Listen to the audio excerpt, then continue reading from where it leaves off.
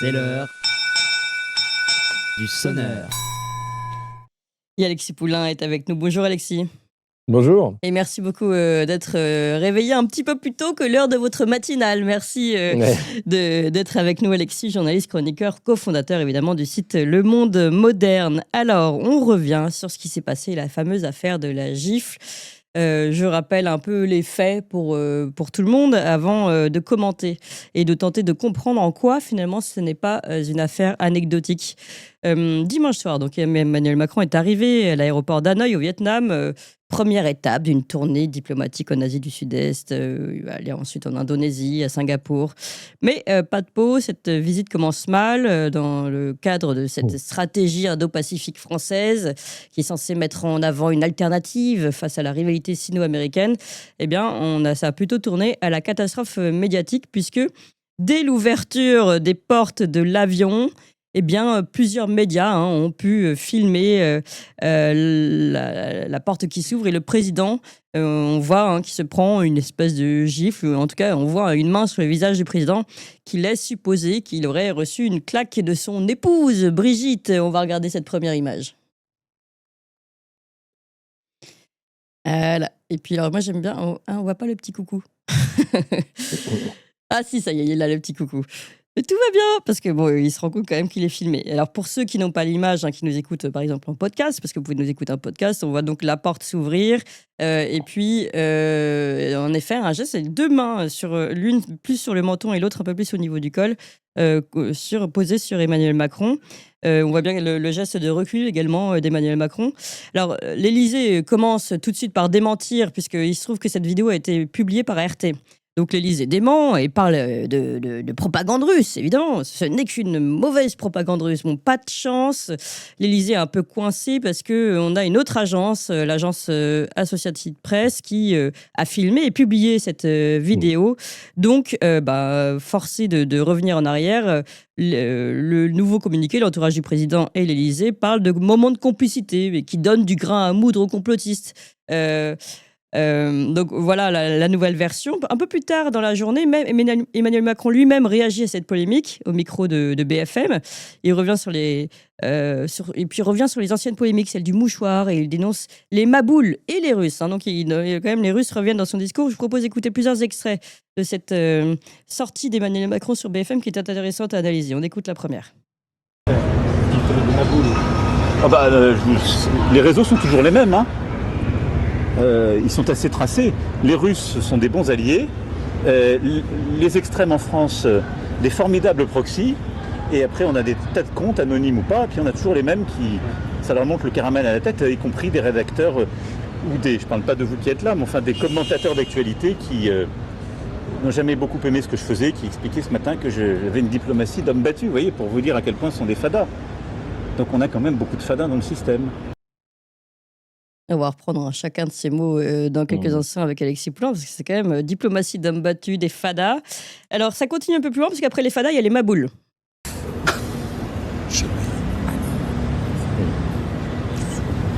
On n'est pas totalement dans le même registre de discussion que ce qu'on vient d'avoir.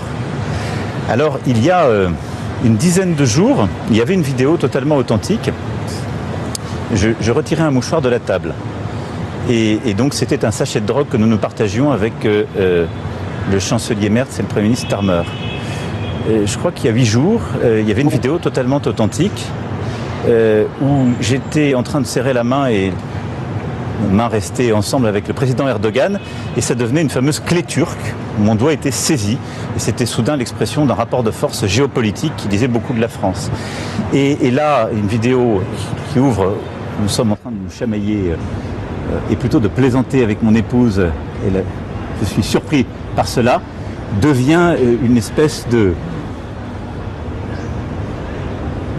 catastrophe géoplanétaire où certains sont en train même d'avoir des théories pour expliquer. Voilà, tout ça c'est un peu n'importe quoi. Les vidéos sont toutes vraies.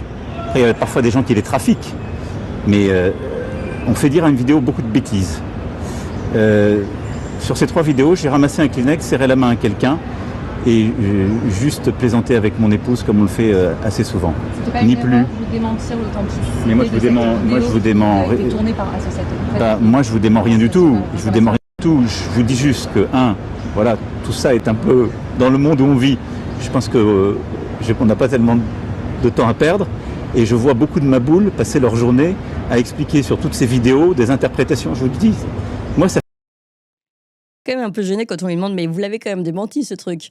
Bon, moi je ne demande rien, mais je vois beaucoup de maboules. Allez, dernière vidéo d'explication, encore une fois, d'analyse d'Emmanuel Macron de sa propre scène. Et après, nous, on va analyser et réfléchir à tout ça avec Alexis Poulain.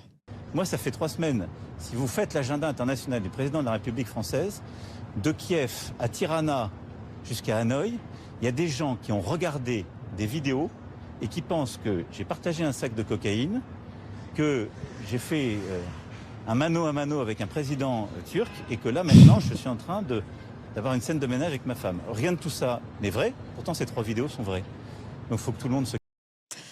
Voilà, bon, alors, pourquoi c'était important d'en parler d'abord Alexis Poulain, on s'est eu au téléphone, on va révéler les coulisses. Je vous ai demandé ce que vous en pensiez, pour vous anecdotique ou pas, et vous m'avez dit que ce n'est pas du tout anecdotique. Pourquoi, selon vous, Alexis Poulain, d'abord, avant de rentrer dans les analyses et les explications d'Emmanuel Macron? Oui. Non, c'est pas anecdotique parce que ça fait beaucoup de faux pas communicationnels parce qu'il faut savoir que Emmanuel Macron, étant dans le mensonge absolu depuis le début de son premier mandat, contrôle absolument sa communication. Et de voir ces dérapages quasi quotidiens, enfin on va dire hebdomadaires, montre qu'il y a une perte totale de contrôle absolu de cette communication. Et donc, il y a eu beaucoup de départs à l'Élysée. Oui. Voilà, c'est une fin de règne, comme on appelle ça en Ve République, malheureusement, une sorte de parodie de monarchie. Et donc, ça montre déjà une fébrilité et un lâcher-prise de beaucoup de sujets. Et la communication, la mise en scène est extrêmement important pour Emmanuel Macron parce que si jamais il y a un accro dans le costume, on va voir qu'il est à poil en dessous. Le roi est nu, il n'a pas de majorité, il a choisi de faire une dissolution. Sa politique a amené la France à la catastrophe. Nous sommes en faillite, à 2 doigts d'être pris et mis sous tutelle par le FMI. Tout ça par le fait d'Emmanuel Macron et de sa politique. Je le rappelle, c'est lui qui a choisi d'endetter la France de manière catastrophique comme il l'a fait. Et donc, ça en dit long sur déjà un départ des troupes et le fait que le mensonge ne va pas tenir longtemps. Et Alors, donc, tout ce qu'il doit faire, c'est tenir le mensonge. Et c'est pour ça que d'ailleurs, le premier démenti des communicants de l'Élysée sur cette vidéo de la baffe, la chamaillerie, puisqu'il faut utiliser les éléments de langage officiels, eh bien, la première réaction, c'est de dire c'est les Russes et c'est de l'IA. Donc, on ment pour couvrir un mensonge. Et puis, voyant que c'est AP, donc c'est une agence américaine de presse qui a fait les images, pas l'AFP. Et si l'AFP avait les images, elle se serait assise dessus. L'AFP avait les images d'ailleurs, parce qu'ils l'ont publié après. Donc après, ça, c'est intéressant aussi d'ailleurs. Vous faites exactement. Non, mais précisons-le, parce que tout le monde n'a pas suivi comme nous la sortie de chaque vidéo l'une après l'autre. Il y a d'abord eu, celle qui a publié en premier, c'est RT. Ensuite, l'agence américaine, pas de peau. Bon, on peut plus dire que c'est une propagande russe parce que c'est repris par tous. Moi, quand j'ai vu les images RT, parce que ça tournait déjà énormément sur les réseaux vers 1h du matin, je me suis dit, oh merde, ils vont encore dire que c'est les Russes. Et donc forcément, parce que c'était les images RT. Et donc c'était très drôle parce que c'est des images très gênantes qui montrent tout le mensonge de ce couple et tout le mensonge de Macron. Et voilà, ils sont coincés, ils pensent qu'il n'y a que les Russes, donc vas-y, c'est les Russes et leur réseau. Et manque de peau, il y a AP, donc il faut dire que c'est pas de l'IA, et il faut dire que c'est pas une engueulade, et il faut dire que c'est une chamaillerie. Alors moi j'ai rarement vu des gens chamailler et se foutre les mains dans la gueule comme ça. Après, il y a peut-être, on n'est pas dans l'intimité des Macron. Le geste, c'est étrange d'ailleurs, on ne comprend pas trop. C'est parce que c'est pas non plus une gifle, c'est là. Non, elle repousse. On a l'impression qu'il la nargue avant qu'elle le repousse. Enfin, bref, je sais pas, je suis pas dans l'intimité des Macron et Dieu merci. Mais je pense qu'il y a quelque chose de, voilà. Lui, on le voit très gêné, en fait. Quand on voit les images, c'est le lapin dans les phares. À un moment, la porte s'ouvre, il voit qu'il s'est pris les mains dans la gueule. Ah, salut, coucou. ça va. C'est génial. Ouais. Et donc la scène est drôle parce qu'il est ridicule. Oui. Il est ridicule, on voit le côté pantin, on voit le côté mauvais acteur, OSS, et que le président de la République française s'abaisse à venir expliquer devant les caméras, parce qu'un journaliste lui pose la question, Oh, mais ça fait beaucoup d'images bizarres qu'on voit de moi. Rendez-vous compte, j'ai caché un mouchoir, j'ai serré une main et je me suis chamaillé et j'ai rigolé avec ma femme. Mais bordel, il est président de la République française. Ces images, elles ont fait des millions et des millions de vues à l'international. Tout le monde se demande qui est cet homme, qui est le président de la République française. Quand il va aller en négociation, vous croyez que Trump, Poutine, Erdogan, même Starmer et merde, ses alliés, n'ont pas vu les images en disant « Oh bordel, c'est quoi ?» et se disent « Mais comment c'est possible de faire comment c'est possible de faire de tels faux pas en réalité ?» Donc il y a un drame parce qu'il représente la République française, il représente la France au niveau diplomatique. Alors on peut l'oublier, hein, évidemment, et c'est ce que fait tout le monde. Là, il est en train de faire un discours aux étudiants à Hanoï. Il va vendre des Airbus, il va vendre des armes. C'est un VRP, service après-vente de l'industrie de l'armement française, ok. Mais le problème est que fondamentalement, il n'est pas pris au sérieux. Oui. Il est ridicule et qu'il représente un pays qui n'est pas pris au sérieux du fait de ce représentant. Je ne sais pas, histrionesque, on va dire. Donc, il y a un problème de représentativité, déjà au niveau interne du fait de la dissolution. N'ayant pas de majorité, ayant perdu 2 élections, si Macron respectait les institutions, il aurait démissionné, ou bien proposé un référendum qui aurait amené sa démission. Le référendum, vous avez vu, il en parle, il n'en fait jamais. Hein, c'était il y a 15 jours sur TF1 et il en reparlait, puis il a dit non mais on n'en fera pas là-dessus, puis on n'en fera pas là-dessus, puis on verra. Oui, tout à fait. On Mais avait analysé d'ailleurs la chute du vocabulaire concernant Donc, ce référendum. À un moment, Emmanuel Macron, qui ne fait que parler et mentir et de l'esbrouf et embobiner, ben, il est rattrapé par le réel. Et d'ailleurs, il le dit. Il est obligé de dire ces vidéos sont réelles. Mais on fait dire beaucoup de choses aux vidéos. Mais on ne fait rien dire aux vidéos. Quand on a simplement des yeux et un cerveau qui fonctionnent, on voit toute la gêne de chacune de ces vidéos. Oui. La gêne de quand il cache son mouchoir dans le train, avec cette tête d'enfant qui a fait une connerie. La gêne de ce petit doigt coincé dans la main d'Erdogan. On se dit, mais qu'est-ce que c'est que ça, en fait? Oui. C'est pas possible. Et puis, la gêne évidente hein, de cette friperie avec les caméras, alors que Brigitte Macron le chamaillait. Oui. Alors, attendez, voilà. j'ai quand même, justement, je voudrais qu'on fasse une petite analyse lexicale également de cette réponse d'Emmanuel Macron. Parce que, alors, il y a les fadas, il y a les maboules, et en effet, il y a je me chamaillais. J'ai quand même l'impression, alors déjà, je me chamaillais, c'est un mot d'enfant. Enfin, c'est quand même pas. Mais c'est un mot qu'il a utilisé quand il massacrait les Gilets jaunes, je crois. Ah ouais? La France, on aime la chamailler. Ah bon, bah dans ce cas-là, c'est clair, c'est une bonne réponse. Moi, j'étais en train de me faire massacrer par Brigitte Macron. Ça, c'est intéressant, tiens, on va vérifier ça. Mais bon, le mot chamaillerie, là, oui, pour moi, c'est vraiment, c'est une mère qui dit à ses enfants, arrêtez vos chamailleries. Donc, pour moi, il y a ce vocabulaire-là, il est étrange, venu d'un président de la République. Et ensuite, la dénonciation de Maboul et de Fada, puis il dit quand même, hein, donc les alliés, ce sont les Russes, les extrêmes sont les proxys, et puis faut arrêter de se monter le caramel à la tête. Oui, alors ça, c'est... Mais en fait, il est paumé. La vidéo où il est obligé de s'expliquer... Enfin, moi, président, pris dans un truc pareil, un journaliste me pose la question, j'ai écouté, je suis président de la République, je crois que je n'ai pas à répondre à ce genre de questions. Oui, il faut garder une stature. Ouais, voilà, c'est tout. Lui, il s'empêtre dans ses explications. D'ailleurs, le moment le plus drôle, c'est le moment de flottement où il essaye d'expliquer et fait... Et c'est un moment de gêne internationale. Enfin, il ne sait pas quoi dire, en fait, tellement on a vu ce qui s'est passé et qu'il ne peut pas nier les images. Donc oui, parler des fadas et des maboules, là, on est dans le procès stalinien en psychologie. Hein. C'est les derniers jours du parti unique. Enfin, j'espère. Moi, j'appelle de mes voeux la fin du parti unique, mais visiblement, toute la classe politicienne française qu'on adore souhaite consolider le parti unique pour 2027. Il faut voir la panade dans laquelle on est, en réalité, parce que vous avez là ce qui reste des lambeaux de démocratie qui vont vite être enterrés compte tenu de la stature de ceux qui veulent prendre la place d'Emmanuel Macron. Oui. On va se retrouver avec un truc clairement dystopique où le contrôle de l'information va aller encore plus loin et où la fin des oppositions politiques va se faire sur la base de procès psychologique comme le fait Macron, hein, puisque c'est toujours la même... On va parler aussi, je pense, des médias mainstream, qui sont des médias de propagande. Le journal de France 2, par exemple, a traité l'affaire en disant que cette gifle avait été relayée par des comptes d'extrême droite pro-russes et complotistes. Exactement comme le coup du mouchoir. Ah oui.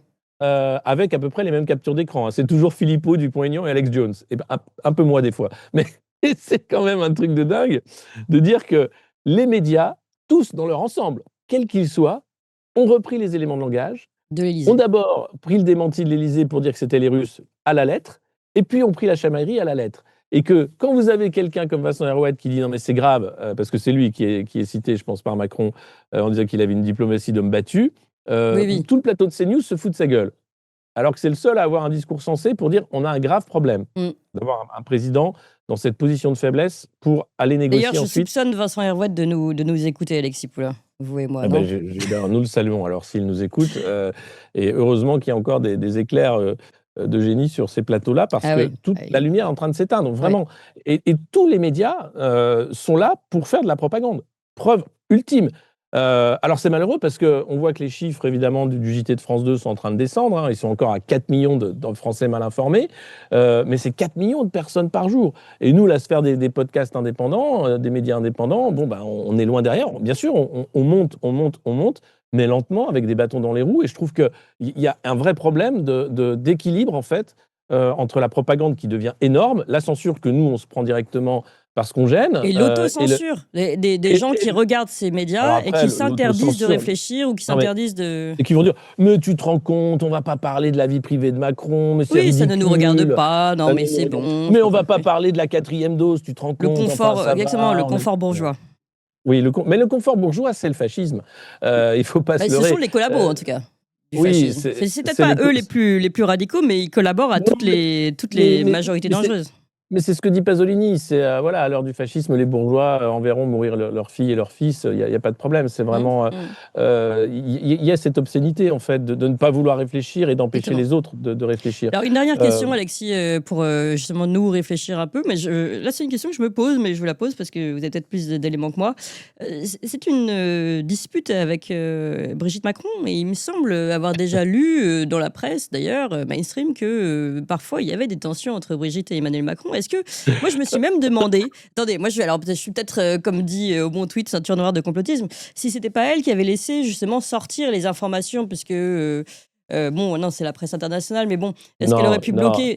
Bon, en tout cas. Alors, moi, ça me fait marrer. Ouais, non, je pense qu'ils se sont totalement fait avoir par. Et puis, si ça avait été que les Russes, ils auraient balayé ça d'un revers de la main et ça passait à autre chose.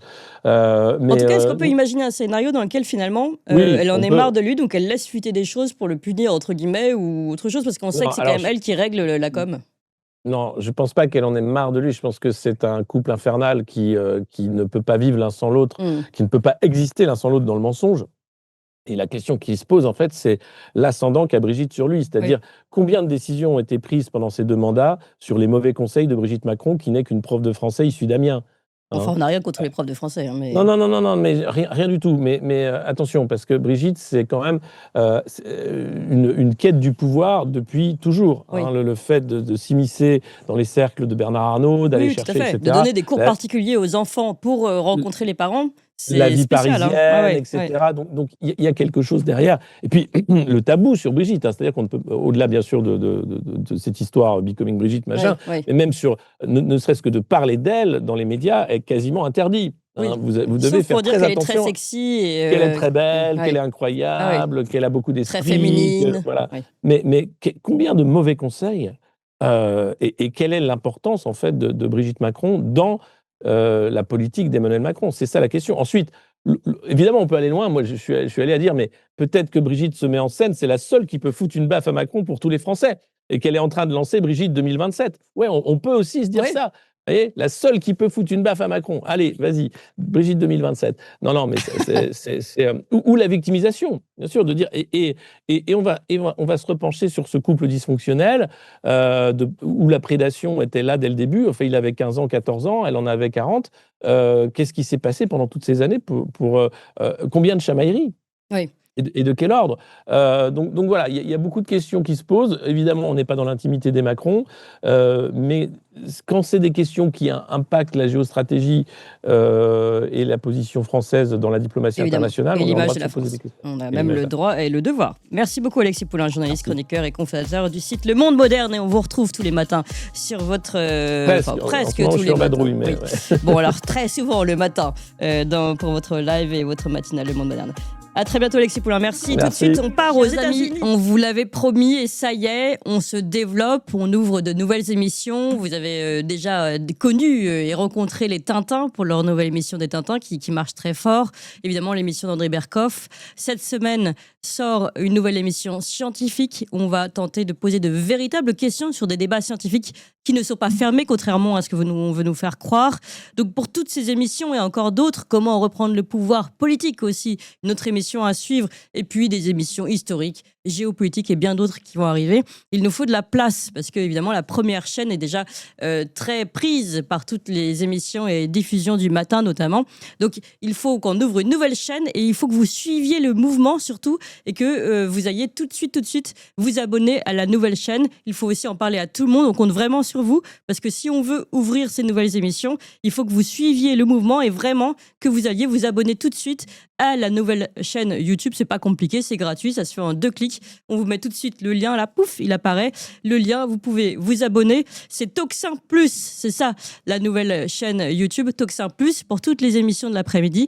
Donc vous pouvez la trouver sur Toxin-Plus en lettres majuscules ou tout simplement on va vous mettre le lien et vous cliquez immédiatement. Je vous fais confiance. Allez-y tout de suite. 1, 2, 3, Toxin Plus, allez-y.